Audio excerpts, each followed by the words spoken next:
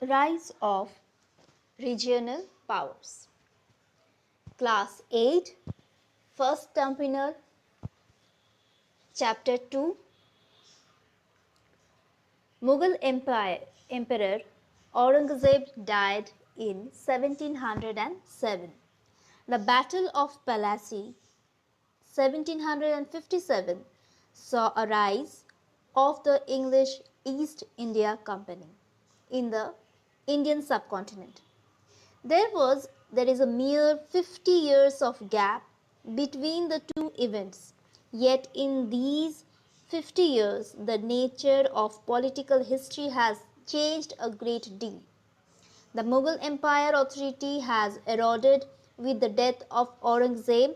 The Mughal was unable to sustain their empire. This decline is often attributed to the weakness of the particular ruler. However, the decline of an entire empire and a ruling system cannot depend on a personal failure or a single individual. How can we then explain the downfall of the Mughal Empire? Various problems had beset the Mughal administrative system since the days of Jahangir and Shah Jahan. During Aurangzeb's reign, the weakness in the administrative framework was apparent. His successors failed to prevent the decline. In fact, the problems were enhanced by their ineptitude. The Mughal military system had become weak. The 18th century empire did not carry out the specific reforms. যখনই আমি rise of the regional powers, প্রথমেই দেখতে হবে যখন আমাদের দেশে মুঘল এম্পায়ার্সের সূচনা হলো বাবরের হাত ধরে। একটা ছোট পোয়েম আছে, বাবার হলো আবার জ্বর সারবে ঔষধে। এটা পুরোটা ক্রোনোলজিক্যাল আছে যে কার পরে কে কি কে কিরকম এম্পায়ার্সরা এসেছিল। বাবার হলো বাবর, হলো হুমায়ুন, আবার আকবর, জ্বর জাহাঙ্গীর, সারবে শাহজাহান, ঔষধে হচ্ছে ঔরঙ্গজেব। এই যে রুলার্সের বাবার হলো আবার জ্বর সারবে ঔষধে, এই যে ছটা যে রুলার, এই রুলারের রাজত্বের পরে মুঘল এম্পায়ার ভাঙতে শুরু করলো। তার আগে যে ভাঙার চেষ্টা হয়নি সেটা ভুল হবে, কিন্তু এদের এতটাই পাওয়ারটা এত বিস্তৃত ছিল এবং খুব শক্তপোক্ত ভাব হাতে ছিল, সেজন্য অন্য কোনো পাওয়ার কিংবা অন্য কোনো দেশ রাজ্য যাই হোক সে তখন ভাঙতে পারেনি তার রাজ্যটাকে। কিন্তু 1707 সালে ঔরঙ্গজেব মারা গেল আর ব্যাটল অফ প্যালাসি শুরু হলো 1757-এ। এই যে দুটো বছর ভীষণ important in the history of India. এটা যে কোনো জায়গায় আসতে পারে। ঔরঙ্গজেব কবে মারা গেছিল? 1707 ঔরঙ্গজেব মারা গেল, তার ঠিক 50 ইয়ার্স পরে ব্যাটল অফ প্যালাসি হয়েছিল।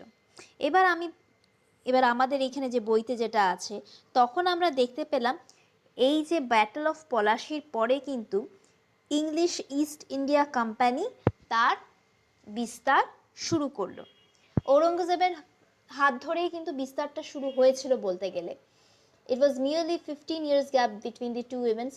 কিন্তু এই যে ঔরঙ্গজেবের হাত ধরে সাম্রাজ্যটা নষ্ট হতে শুরু করলো, তার কিছু রিজনস আছে, কারণ আছে, কজেস আছে। সেই কজেসগুলো কি কি সেটা একটা মানুষের উপরে কখনোই একটা রাজ্য তো মানে একটা সাম্রাজ্য ডিপেন্ড করে না, কিন্তু হ্যাঁ তার যে ডিসিশন মেকিংয়ের মধ্যে কিছু লুফলস থাকে, যার জন্য কিন্তু একটা রাজ্য ভাঙতে শুরু করে দেয়। একটা রাজ্য চালাতে গেলে কি হবে, তাকে যে জনগণ আছে সেই জনগণকে খুশি রাখতে হবে, তাদের থেকে টাইমলি ট্যাক্স নিতে হবে, সেই ট্যাক্সগুলোকে ঠিকঠাক জায়গায় মানুষের জন্য খরচ করতে হবে। মানুষ যদি ভালো থাকে সেই রাজাকে নিয়ে, তবে সেই রাজা কে নিয়ে তারা ভালো থাকবে, সেখানে আইন ব্যবস্থা ঠিক থাকতে হবে, সেখানে আর্মির অবস্থানটা ঠিক রাখতে হবে। বেশি ইম্পর্টেন্ট কিন্তু এইটা, আর্মি ঠিক রাখতে হবে। আর্মি যদি আমার ভালো না থাকে, কিংবা আমি তাদেরকে যদি ঠিকঠাক ট্রেনিং না দিতে পারি, কিংবা ঠিকঠাক তাদেরকে আমি খাবার দাবার না দিতে পারি, ট্রেন না করতে পারি, ঠিকঠাক জায়গায় খরচ না করতে পারি, যেমন যদি আমার ঘোড়া লাগে তা সেখানে আমাকে ঘোড়া কিনতে হবে, হাতি লাগলে আমাকে হাতি কিনতে হবে। আমি আগেকার দিনের ঘটনাটা বলছি, তখনকার দিনে তো এই জিনিসগুলো লাগতো। এখন যেমন আমাদের এখানে রাফেল আনা হচ্ছে, এই আনা হচ্ছে, সেই রকমই আমাকে এই আর্মিটাকে ঠিক রাখতে হবে, আর ট্যাক্সটাকে ঠিকভাবে বন্টন করতে হবে। সেটা করতে পারছিল না, সেই জন্য মানুষের মধ্যে আক্ষেপ ছিল, মানুষ দরিদ্রতা হচ্ছিল, তার এগেনস্টে যাচ্ছিল। এবার একটার পর একটা যখন যুদ্ধ হয়, এই রাজ্যতে হামলা করছে, ওই রাজ্য থেকে হামলা করছে, মানে আমাকে চারিদিক দিয়ে যদি ঘিরে দেওয়া হয়, এখানেও আমি যুদ্ধ করছি, ওখানেও আমি যুদ্ধ করছি, তো দুটো তিনটে জায়গায় আমাকে যদি যুদ্ধ করতে হয়, আমাকে সেই রকম আর্মির জোট রাখতে হবে। সেই জোটটা থাকবে কি করে? টাকার তো খনি নেই যে আমি তুললাম, বের করে আনলাম। তো সেই টাকাটা কোথা থেকে আসে? আমার ব্যবসা থেকে আসতে পারে, সেখানে ব্যবসা খারাপ হচ্ছে, আমার সেখান থেকে যে রাজ্যগুলোকে যে আমি ক্যাপচার করেছি, সেই ক্যাপচারের রাজ্য থেকে আমাকে ট্যাক্স যদি ঠিকঠাক না দেওয়া হয়, সেখান থেকে কমে যেতে পারে। এই যে জিনিসগুলো হচ্ছিল, মনে কর আমার এখানে রাজ্য আছে, আমি তাকে যদি সেই সুবিধাটা না দিই, তাহলে সে আমার সাথে কোঅপারেট করবে না, সেখান থেকে আমি ট্যাক্স পাবো না। সেই রাজ্য যদি হঠাৎ করে মনে করে না আমি ইন্ডিপেন্ডেন্ট হব, আমি ওর রাজ্যের আন্ডারে থাকবো না, সে হঠাৎ করে তার নিজের সৈন্য সামন্ত নিয়ে হামলা করে দিল, এবার তাকে সেই সামলানোর জন্য আর্মি পাঠাতে হচ্ছে। এই যে আভ্যন্তরীণ কারণগুলোর জন্যই কিন্তু আস্তে আস্তে মুঘল এম্পায়ার ভাঙতে শুরু করলো। ঔরঙ্গজেব অবধি তাও মেনে নেওয়া গেছিল, কন্ট্রোল করা গেছিল এই মানে হামলাগুলোকে, কিন্তু ঔরঙ্গজেবের পরে যারা এসেছিলেন তারা সেই জিনিসটাকে কন্ট্রোল করতে পারেনি, অবশেষে মুঘল এম্পায়ার ভেঙে যেতে শুরু করলো। এরপরে আমি পরের পাতায় যাচ্ছি। Therefore, the aggression from within and without the empire could not be checked by the Mughal army. The Mughals were disturbed by Shivaji and the Marathas. Then came the Persian invasion of Nadir Shah. এই নাদির শাহর ইনভেশনটা কিন্তু তোদের যে government বই আছে, ছোট যে বইটা আছে, ওখানেও কিন্তু খুব important. The Mughal were disturbed by Shivaji, the Marathas, and the Persian invasion of Nadir Shah in 1738 to 1739. The Afghan invasion of Ahmed Shah Abdali in 1756 to 57. The city of Delhi was destroyed completely. প্রথমেই বললাম যে অনেকগুলো যুদ্ধ একসাথে তাদেরকে সামলাতে হয়েছিল। এদিকে মারাঠাজরা করছে, মারাঠাজরা শিবাজি ওয়াজ আ ভেরি গুড ওয়ারিয়ার। শিবাজির ভীষণ বুদ্ধিমান ছিল একটা লোক। তার জীবনী যদি কোনো সময় এই হিস্ট্রিতে পড়তে পারে, তাহলে সেটা খুব ভালো হয় যে সে কীভাবে মুঘলসদেরকে সামলেছিল। কারণ মুঘলসরা যখন এখানে এসেছিল, তখন কিন্তু অনেক সময় অত্যাচার করেছিল, সেই অত্যাচার থেকে নিজের দেশকে সামলানোর জন্য শিবাজি তখন উঠে এসেছিল নিজের দেশের জন্য। এরপরে আসছে হচ্ছে আফগান ইনভেশন। আফগান ইনভেশনটা ছোট বইতে কিন্তু খুব ভালো মতন অল্প করে লেখা আছে। The jagirdari and mansabdari crisis had weakened Mughal economy. The revenue calculation began to yield errors. This negatively affected the economy. The Mughal nobility was divided among themselves. নবিলিটি মানে হচ্ছে নোবেলসদের মধ্যে কোনো সাক্ষরতা ছিল না, কোনো ইউনিটি ছিল না। আস্তে আস্তে সেই ইউনিটিগুলো চলে যাচ্ছে, সেগুলোকে সামলাতে পারছে না। Revenue collection began to void the errors. Revenue ভালো করে আসছিল না, যেটা বললাম আমি, tax. The weak emperor wanted to aristocrat on their side. Instead of rendering proper governance to the people, the emperor and the nobility engrossed with personal gains and loss. মানে নিজেদের আখের গোছাতে তারা বসেছিল। রাজ্যের মানুষ মরে যাচ্ছে সেটাতে তাদের কোনো কিছু যাচ্ছে না, তারা শুধু নিজেদের ওই অল্প সময়ের যে প্রফিটটা, নিজের আনন্দ, নিজের ভালো লাগা, এইগুলো নিয়ে এত মত্ত ছিল যে তারা যে বৃহৎ যে এটা সেটা তারা দেখতে পাচ্ছিল না। The discrepancy between the income and expenditure of the empire, but pressure on the peasants. Peasants হচ্ছে চাষি. The peasants revolted in the 18th century of the 18th century.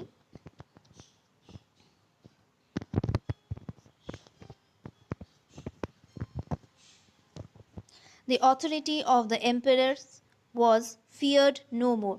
Taking advantage of the weakness of the center, independent regional power began to emerge. The regional powers did not defy the Mughal rule. They sought permission from the ruler to pursue their independent rule. Many of these provinces had modeled their administration on the Mughal system. In reality, the rise of the regional powers in the 18th century was a sign of political change. Political power had become decentralized. Thus, Mughal system, though weakened, did not collapse. Instead, it survived through the regional power. The regional power were of different types. Some of them had been established by the local Mughal administrations. Others were states which enjoyed autonomy under the Mughal rule. They were three main powers: Bengal, Hyderabad, Ayodhya. নাও এইবার আমি যেটা বললাম যে tax ঠিক করে নেওয়া হচ্ছিল না, অ্যাডমিনিস্ট্রেশন গোলমাল হয়ে যাচ্ছিল, ডিসেন্ট্রালাইজড মানে হচ্ছে সেন্ট্রালের কোনো কথা শুনছে না।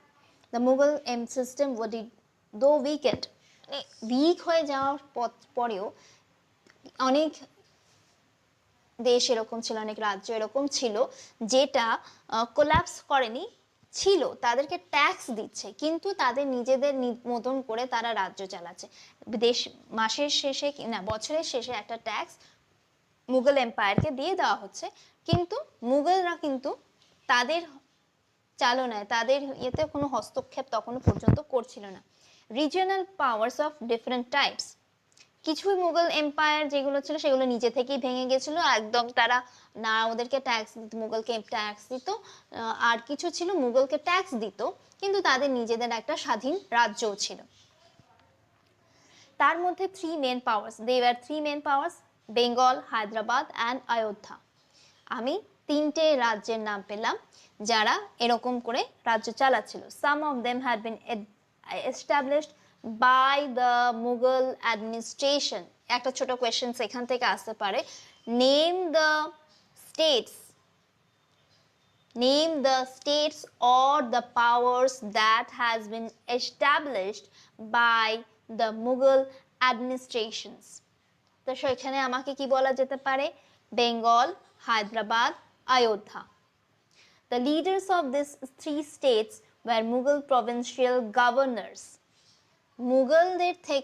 মুঘলদের তরফ থেকে কিন্তু এখানে একটা গভর্নরকে বসিয়ে দেওয়া হয়েছিল যে চালনা করবে কিন্তু ট্যাক্সটা শুধুমাত্র পে করবে। They never formally denied the central Mughal authority, but in their own province their power was almost obsolete. তারা ডেনাই করেনি যে তারা মুঘলের এম্পায়ারের আন্ডারে আছে, কিন্তু মুঘলরা কিন্তু তাদের যে চালনা, তাদের যে সিস্টেম অফ রুলিং, সেখানে কিন্তু কোনো সময় তাদেরকে হস্তক্ষেপও করেনি, তাদের বিরোধিতাও করে। এইটুকুনি ফার্স্ট পার্ট।